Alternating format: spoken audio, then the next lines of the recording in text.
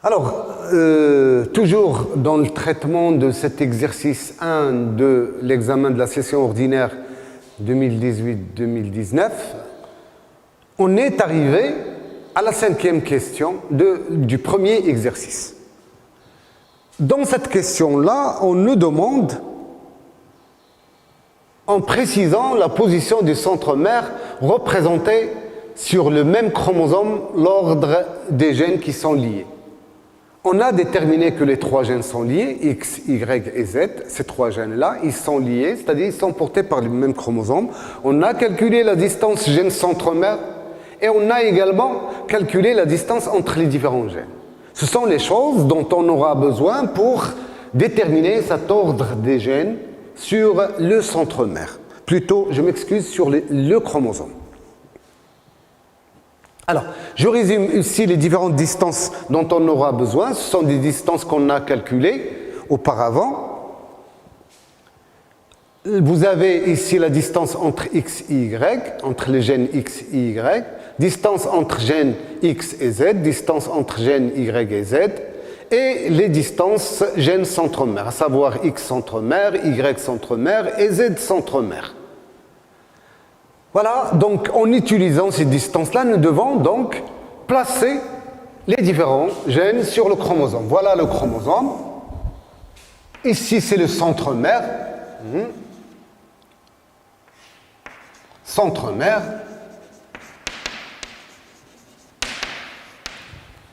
Alors, qui est le gène le plus proche du centromère? C'est le gène Y. Le gène Y est le plus proche du centromère. Il est à 1,64 centimorgans. Je vais les classer ici. Je vais commencer par placer Y à ce niveau-là. Donc voilà le gène Y. Alors, par la suite, vous avez le gène Z. Il est à 5,74. Et donc, on a 2 possibilités. Soit on peut le placer de ce côté-là, donc Z de ce côté, ou bien de ce côté-là.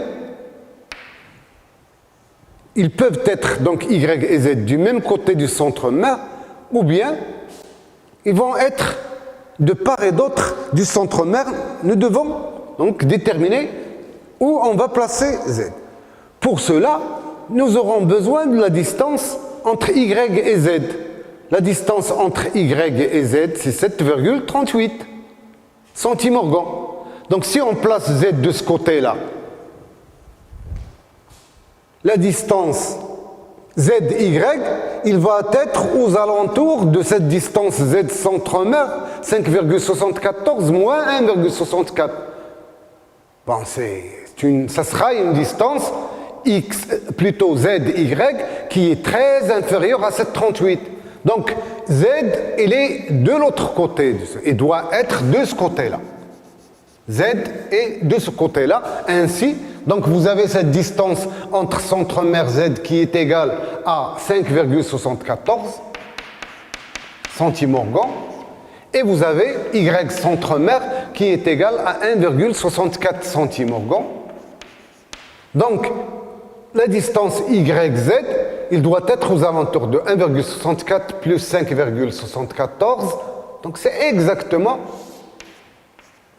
7,38 centimorgans. Donc, X, plutôt Y et Z, sont de part et d'autre du centromère. Nous devons placer le gène X. Le gène X, il est à 9,02 centimorgans du centromère. Donc, on doit le placer soit de ce côté du centromère, soit de ce côté-là. Pour conclure, il faut donc utiliser la distance XY. Cette distance XY, elle est égale à 7,38. Donc, si je place X de ce côté-là, la distance XY sera très supérieure à 7,38. Donc, X, il doit être placé de ce côté, du même côté que Y.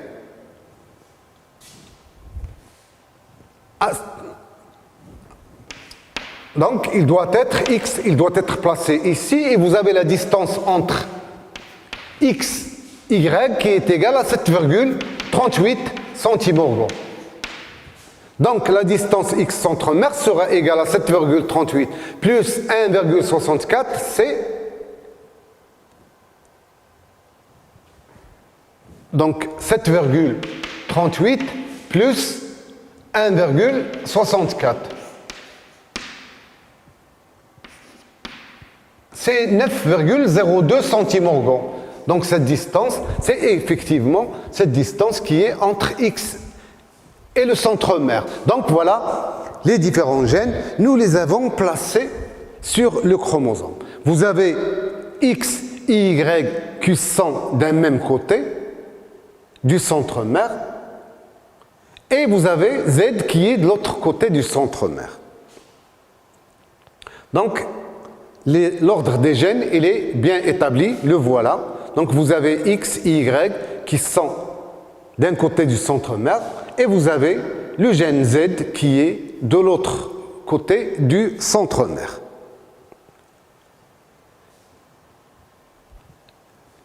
Alors, on me pose la question, qu'est-ce qu'on remarque? Que remarquez-vous?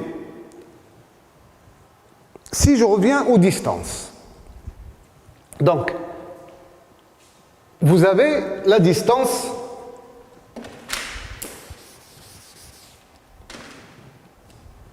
x, z sur la base de la formule. La formule, distance gène-gène qui est égale à 1,5 fois le pourcentage des tétratypes plus 3 fois le pourcentage des DR. Sur la base de cette formule-là, xz, elle est égale à 10,66. 10,66 centimorgons. Mais, lorsqu'on a établi l'ordre des gènes, cette distance xz, elle est égale à 7,38, c'est-à-dire la distance entre x et y, plus cette distance entre Y et centromère qui est égale à 1,64, plus cette distance entre le centromère et Z qui est égale à 5,74.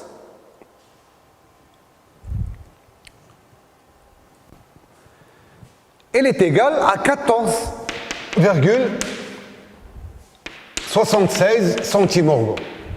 Donc sur la base de la formule, nous avons trouvé distance XY 10,66 centimorgons.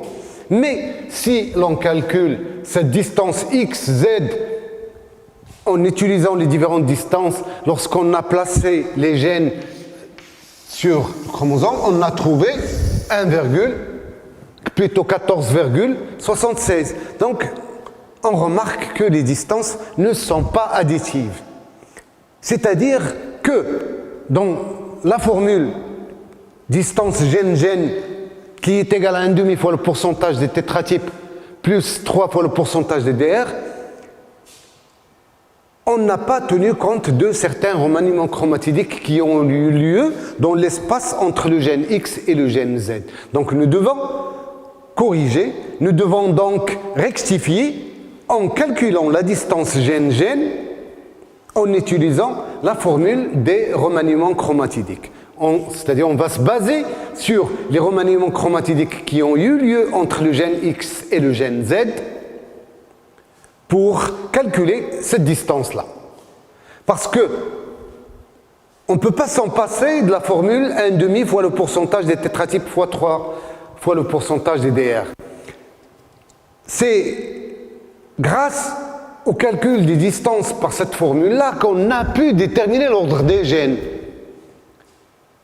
Donc on détermine l'ordre des gènes et on regarde est-ce que les distances sont additives ou non.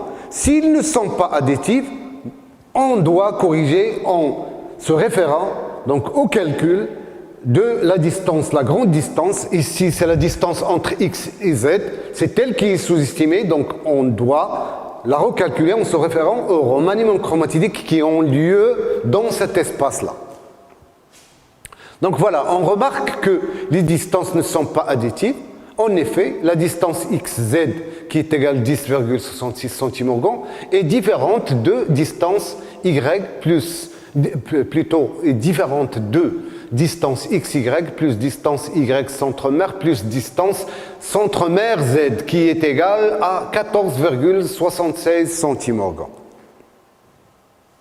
La distance xz est donc sous-estimée. Il doit être corrigé en la recalculant sur la base des remaniements chromatidiques qui ont eu lieu entre le gène X et le gène Z. Nous devons donc déterminer ces remaniements chromatidiques qui ont eu lieu entre les gènes X et le gène Z. Et c'est ce qu'on nous a demandé dans la question 7, en s'appuyant sur un raisonnement rigoureux, apporter les corrections nécessaires. Donc, les corrections, évidemment, résident dans le calcul de cette distance XZ en se basant sur les remaniements chromatidiques qui ont eu lieu dans cet espace-là. Le croisement donc, est le suivant, je vous le rappelle, c'est x moins y plus z moins croisé avec une souche mutée pour le gène y qui a pour génotype x plus y moins z plus. Voilà les résultats au niveau de la descendance. Donc, vous devez donc expliquer comment est obtenu chaque tétrade, sachant que donc vous avez les souches qui sont croisées, ce sont donc la première souche qui est mutée pour les gènes X et Y, donc c'est une souche X moins Y plus Z moins, croisée avec une souche X plus Y moins Z plus. Bien sûr, ce croisement-là, il va nous donner un zygote. On a l'ordre des gènes, on l'a déterminé, donc vous avez ici X moins, Y plus et Z moins pour la première souche. Ce chromosome, il va s'unir avec le chromosome de la deuxième souche au niveau du zygote et sur ce chromosome, on aura l'allèle X+, l'allèle Y- et l'allèle Z+. Donc voilà le chromosome de cette deuxième souche. Ici, c'est le chromosome de cette première souche qui vont s'unir. Et ce zygote, il va subir la méiose pour donner ces différentes tétrades-là. Donc, il va subir la méiose, il va y avoir la duplication donc, des chromatides. Donc vous avez ici X-, Y+, Z-. Duplication aussi de cette chromatide-là. Donc, X plus, Y moins, Z plus. Et donc, nous devons expliquer, par exemple, pour cette première classe, comment il est obtenu la tétrade X moins, Y plus, Z moins, X moins, Y plus, Z moins, X plus, X plus, Y moins Z plus, la troisième, et enfin la quatrième, X plus, Y moins Z plus. Donc cette tétrade-là, c'est une tétrade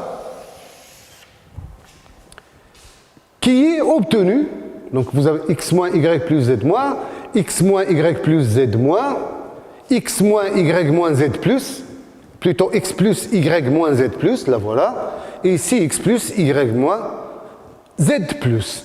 Donc c'est une tétrade qui est obtenue sans aucun crocine ouvert.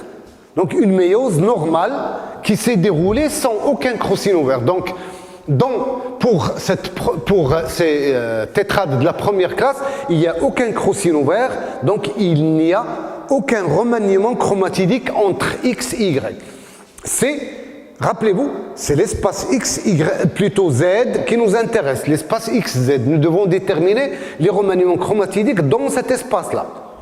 Donc, il n'y a aucun remaniement chromatidique dans cet espace XZ pour cette première tétrade. Pour maintenant la deuxième, nous devons expliquer comment on va obtenir cette tétrade-là, X moins, Y plus Z moins, X plus Y plus Z moins, X moins, Y moins, Z plus, et X plus, Y moins, Z plus. Donc là, cette chromatide, X moins, Y plus, Z moins, il n'est pas touché. Celle-là, c'est X moins, Y plus, Z moins, et l'autre, c'est X moins, donc il doit y avoir un crocino vert ici, afin que le X plus passe au haut, et on va avoir X plus, Y plus, Z moins, X plus, Y plus, Z moins, là voilà, et en bas, on va avoir X moins, Y moins, Z plus, X moins, Y moins, Z plus, voilà, et là, cette chromatide, elle n'est pas touchée, X plus, Y moins, Z plus. Donc là, il y a un crocino vert entre X et Y, et c'est aussi un crocino vert dans l'espace entre X et Z. Donc pour cette tétrade-là, il y a un crocino vert, et bien sûr, un crocino vert, il vaut 2 remaniements chromatidiques. Donc au niveau de l'espace XZ, ici vous avez un remaniement, plutôt un crocino vert, c'est-à-dire 2 remaniements chromatidiques. Et on fait la même chose pour la classe 3. Donc pour cette classe 3, nous devons expliquer comment on va avoir cette tétrade-là, X moins, Y plus, Z moins, X moins, Y plus, Z plus, X plus, Y moins, Z moins, et X plus, Y moins, Z plus. Donc je vois que cette chromatide, et cette chromatide, il n'y a pas de remaniement pour ces chromatides-là, ils ne sont pas impliqués. Donc on ne les touche pas. Par contre, pour ces deux-là, vous avez donc X moins Y plus, Z plus. Donc il doit y avoir un crocino vert ici entre Z et le centromère. Afin que Z plus passe en haut, donc on va voir X moins Y plus, Z plus. X plus, Y moins, Z moins en bas. Donc là aussi, pour cette classe de tétrade, vous avez un remaniement chromatidique, plutôt un crocino vert entre X et Z. Donc vous avez, par conséquent, vous avez donc 2 remaniements chromatidiques entre X et Z. Vous faites la même chose pour les 2 autres classes. Pour déterminer combien de crocino verts expliquent l'obtention de ce tétrade-là, et vous allez bien sûr déterminer combien de crocino verts vous avez entre X et Z, et par conséquent, vous allez avoir une idée sur le nombre de remaniements chromatidiques que vous allez avoir entre X et Z. Ceci, voilà, est résumé dans ce tableau-là. Hein. Voilà, on a dit que pour la classe 1, il n'y a aucun remaniement, aucun crocino vert, donc aucun remaniement chromatidique. Pour la deuxième classe, il y a un seul crocino vert qu'on avait dit qu'il doit être entre X et Y. Donc c'est un crocino vert également, donc entre X et Z. Donc il y a un crocino vert, ce qui fait 2 remaniements chromatidiques. La même chose pour la classe 3. Pour la classe 4 aussi, un seul crocino vert. Pour 5 et 6, il y a 2 crocino verts, donc 4 remaniements chromatidiques. Donc ceci, vous devez le déterminer bien sûr en analysant les différentes tétrades obtenues au niveau des résultats du croisement. Et on calcule la distance XZ qui est égale bien sûr au nombre de remaniements chromatidiques entre X et Z sur 4 fois le nombre total des chromatides. Plutôt sur le nombre des chromatides, bien sûr. Donc, c'est quoi?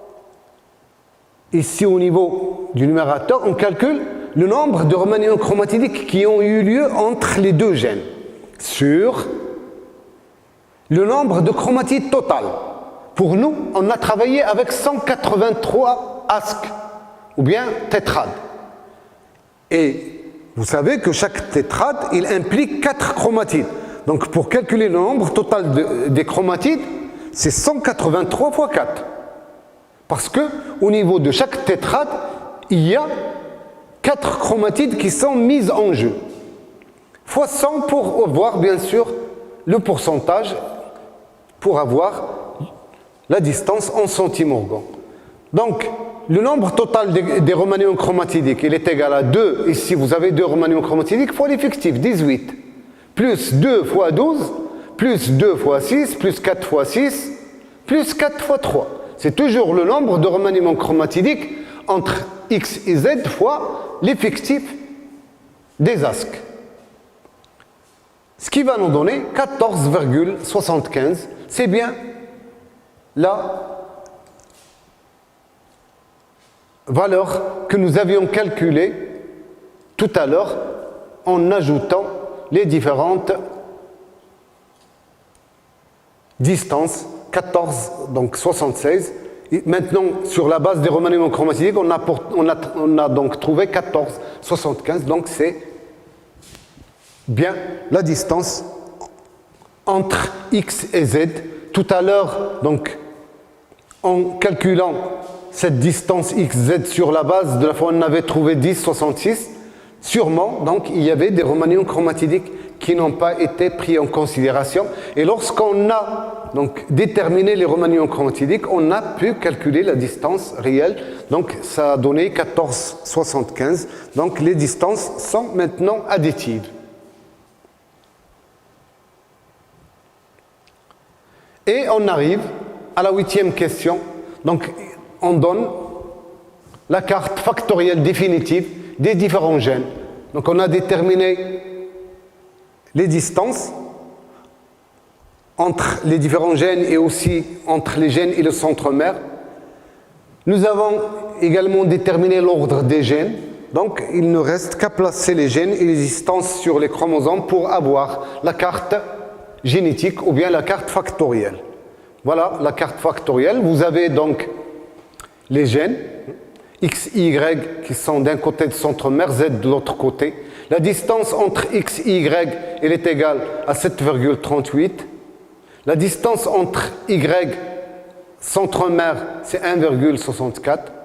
Évidemment, la distance entre Y et centromère, elle est égale à cette distance plus cette distance, qui vous donne 9,02 centimorgans. Et ici, vous avez la distance entre Z et le centromère qui est égale à 5,74. Et bien sûr, la distance ZY, elle est égale à 5,74 plus 1,64, ce qui est égal à 7,38. Et évidemment, la distance entre X et Z est égale à 14,75. Si vous faites l'addition, vous allez trouver donc 14,76, c'est la même chose. Donc, voilà la carte factorielle. Et pour la 9e question, on demande à l'aide de schémas donner l'explication la plus simple permettant l'obtention des tétrades de la classe 4. Préciser de façon très claire les chromosomes ainsi que les positions des centromères des gènes et des crocinovaires s'ils ont eu lieu. Évidemment, lorsque vous faites des schémas pour expliquer l'obtention de différentes tétrades, je vous conseille donc d'utiliser des schémas qui sont très clairs, en précisant bien le centromère, en précisant bien les endroits où il y a les remaniements chromatidiques. Il ne faut pas donc voilà, faire des schémas où on ne peut pas distinguer ou quels sont les chromatides qui impliquent les crocinovaires et où se trouve le centromère et tout ça. Donc il faut que le schéma soit très clair. Voilà, donc toujours je rappelle le croisement, on nous demande d'expliquer comment sont obtenus ces tétrades-là de la classe 6. Voilà, de la classe 6. Alors, voilà donc le zygote. On avait dit que le zygote, c'est donc, il contient les chromosomes de cette souche, le voilà, et le chromosome de la deuxième souche. Et nous devons expliquer comment on obtient cette tétrade X-, Y+, Z-, X+, Y+, Z+, X-, y moins z plus, et enfin x plus y moins z moins.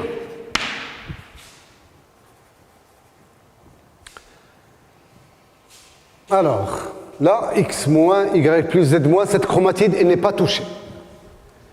La deuxième chromatide, x moins y plus z moins, il doit devenir x plus y plus z moins, donc il doit y avoir, donc la dernière, x, donc il doit y avoir, donc je dois effacer ce crocino vert, donc j'ai dit que,